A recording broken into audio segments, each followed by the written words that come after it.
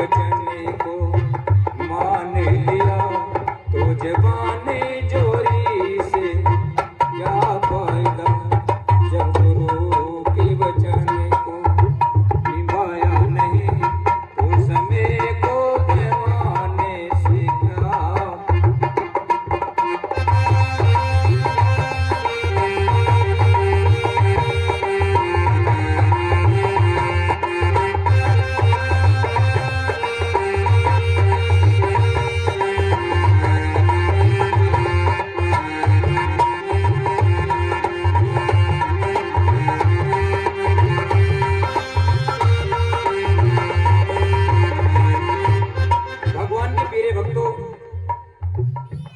अभिमान और गुमान मनुष्य की बुद्धि को खराब कर देता है। गुरु जी ने भजन के माध्यम से मनुष्य को समझाया है, जब तक तेरे अंदर गुमान और अभिमान रहेगा तो संतों की बात को जीवन में भविष्य में कभी समझ नहीं पाएगा। अभिमान कौन सा है? अभिमान कौन सा है? मेरे बहुत बड़े बड़े मकान खड़े हैं, मेरे पास बहुत पैसा है, जब उसको कोई छेड़ता है उसकी बात को नहीं मानता, उसको क्रोध आता है, वो चाहता है कि पूरा गांव पूरा देश मेरा गुलाम रहे। गुमान कैसा है? मैं बहुत अच्छा गाना जानता हूँ, मैं बहुत अच्छा बोलना जानता हूँ, मैं बहुत सुंदर हूँ, मैं बहुत सुंदर हूँ, मेरी कोई सुंदरता की प्रशंसा नहीं करता है, ये गुमान है। और जब तक हमारे अंदर ये गुमान रहेगा तब तक हम गुरु की बात को नहीं समझ पाएंगे, गुरु के वचन को नहीं समझ पाएंगे। अभिमानित जो और गुमानित जो तो गुरु के वचन को समझ पाएगा।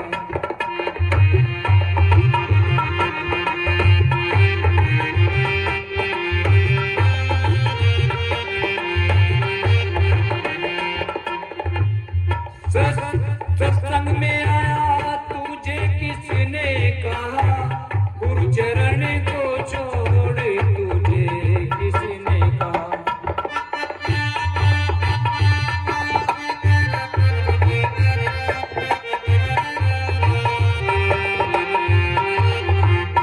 गुरु शरण में आया तुझे किसने कहा, गुरु चरण को छोड़ तुझे किसने कहा। मन मानी करे और मकारी करे, तू जीवन को ले जाने से क्या फायदा।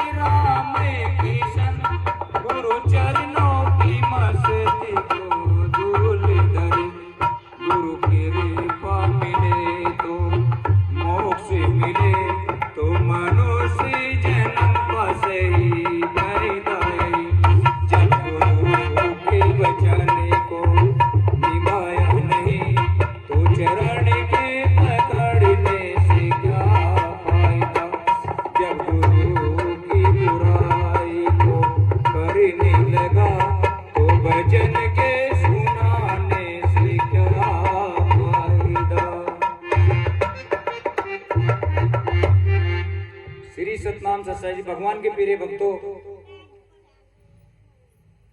सत्संग में मनुष्य को खुद तो आना ही है, किसी और को भी लेना गाना है। क्योंकि नानक साहब ने कहा, आप जपे औरों को जपाए, नानक मुक्ति निश्चय पाए।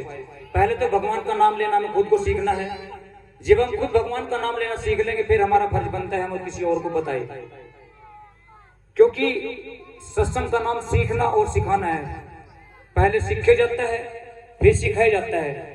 हम भी गुरु के चरणों में से सीखे योगी बाबा जी के पास जाया करके उनसे हम सत्संग के बारे में सीखा, संतों के बारे में हमने जाना, गुरु के बारे में जाना।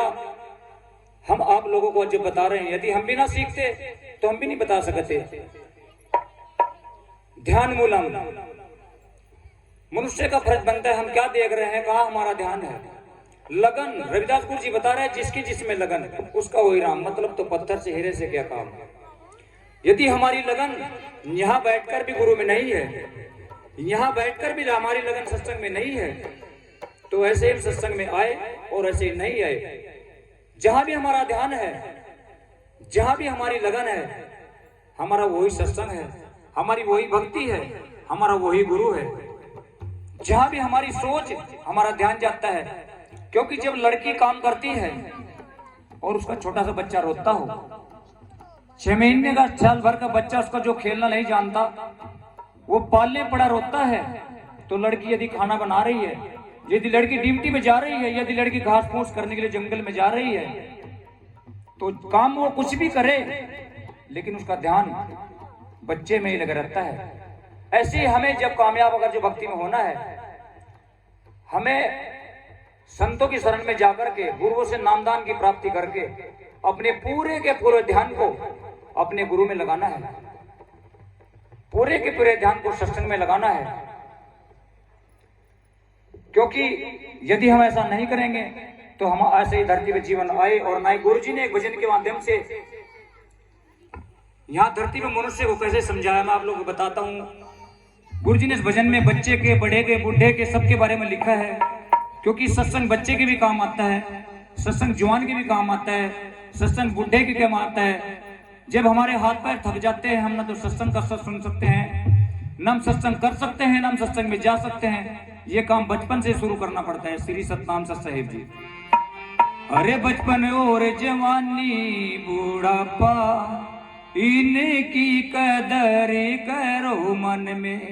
अरे बचपन और जवानी बूढ़ापा, इनकी कदर करो मन में।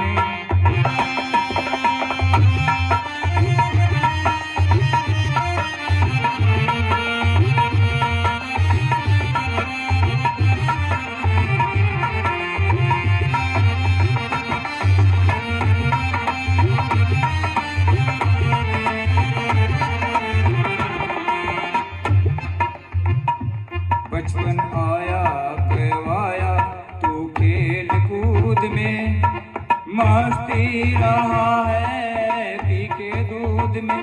बचपन आया करवाया तू खेल कूद में, मस्ती रहा है पी के दूध में। कभी हंस लिया